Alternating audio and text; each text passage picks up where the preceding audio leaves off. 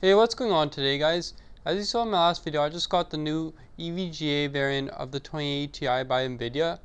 So anyway, the card, as you can see in the background, is playing phenomenally well in Battlefield 1 in 4K max settings. So in these clips, the frame rate rarely ever drops below 60 frames per second. That's pretty impressive since the graphics are pushed to the absolute limits. And even under these intense workloads, the graphic card remains virtually silent. So aside from function, I want to focus on another key factor of this card, which is aesthetics.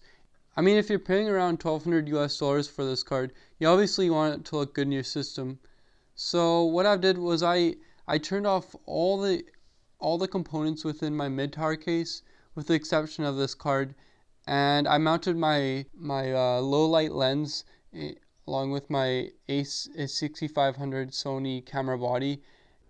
So yeah, I'm going to be demonstrating the full RGB LED capabilities of this video card, and we're going to see if it lives up to the deluxe line of the RTX 2080 Ti standards. Hope you guys enjoy. Thank you. Alright, so right now I have downloaded EVGA Precision X1. This is a compatible tuning program. It's an application for any RTX cards on the EVGA lineup. So you can do a variety of things. You can adjust core memory, core clock, the voltage, power, pretty much anything that has to do with overclocking to get better performance with the card.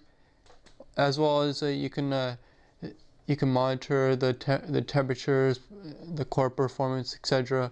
on the graphs right here. But most importantly, today I want to go over the functions with the LED for aesthetics. So right now it's set at static off. I'm just gonna set it to static on right now. Click apply. So yeah, right now the color is set to blue, as you can see on the camera there. Just set it to red.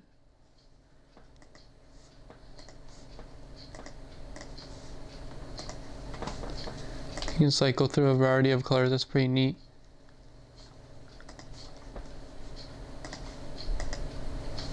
I guess if you click the advanced tabs, now you can choose even more variety of colors right there.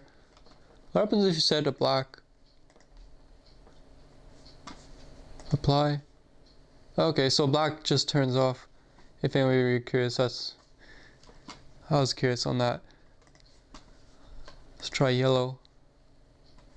Apply.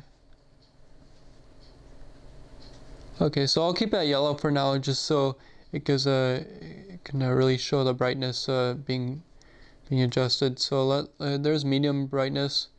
Let's try minimum. Okay, minimum turns it completely off. There's minimum brightness right there. Alright, so let's put a maximum brightness. I'll leave it at that. So now going to the next option, breathing. Breathing is basically an intermittent shift between two different phases. So let's say I set my color A to red, and then my color B will be green. Let's click apply. And yeah, quickly you'll see what I mean. It switches between the two colors. So now like the red is at medium brightness and the green is at maximum brightness.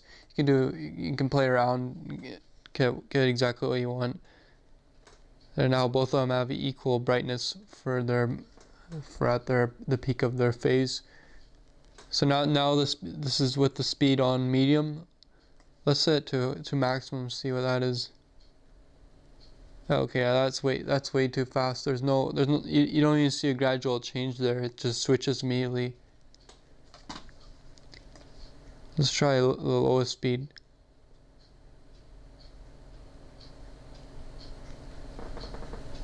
So that's the most gradual change you can have.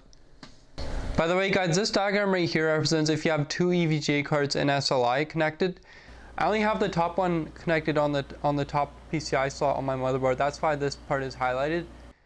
Anyway, if you do happen to have two in SLI, you just press this command right here to sync them together. I don't know why you wouldn't want to do that, But yeah, you can differentiate them with this key right here. If I were to press it right now, my computer would freeze, so I'm not going to do that. But you get the idea.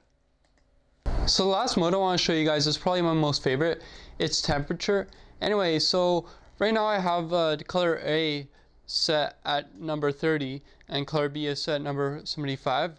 That means that if the temperature of the card is closer toward 30 degrees Celsius, it'll show more of a blue color, and if it's vice versa, if it's closer towards 75, which is really hot by the way, it'll show more of a red color.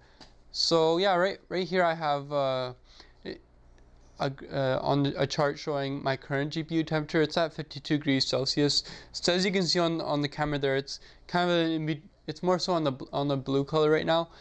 But anyway, I'm gonna just to demonstrate, I'm gonna try and get this card to get really hot. So let's try running the mining program on NiceHash. Let's look at the graph. Yeah, and it's right away it's jumping up to 62, 63 degrees right there, 64. Now 65 degrees.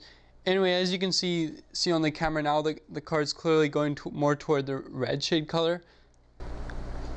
The reason why I like this feature so much is because, for example, if we're in a game, we often don't.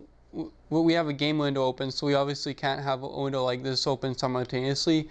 If you want to see a quick estimate of the temperature of the card, you can just look at the LEDs on it. And if it's more so the color red, that means you're really putting stress on the card and it's getting really hot. And vice versa, if it's in an idle, which I'm gonna do right now, I'm gonna stop this program and yeah, let's see the temperature drop. And yeah, now it's in the 50s, so you can see now it's shifting more toward the blue color again. So now I've let the card cool down a bit. It's at 49 degrees Celsius. I don't think it's gonna get any cooler because I'm running a screen recording software right now, which does utilize the GPU. Anyway, yeah, it's a pretty handy feature for temperature visualization. Anyway, guys, I appreciate you've made it this far in the video. I had a lot of fun making it, and it was a good learning experience to play around with the LED software. So yeah, if you have any concerns or want me to make future videos on this card in a certain subject, feel free to leave it in the comments section. I definitely welcome any input you guys have. So yeah, thanks again for watching, and hope you guys enjoy the rest of your day. Goodbye now.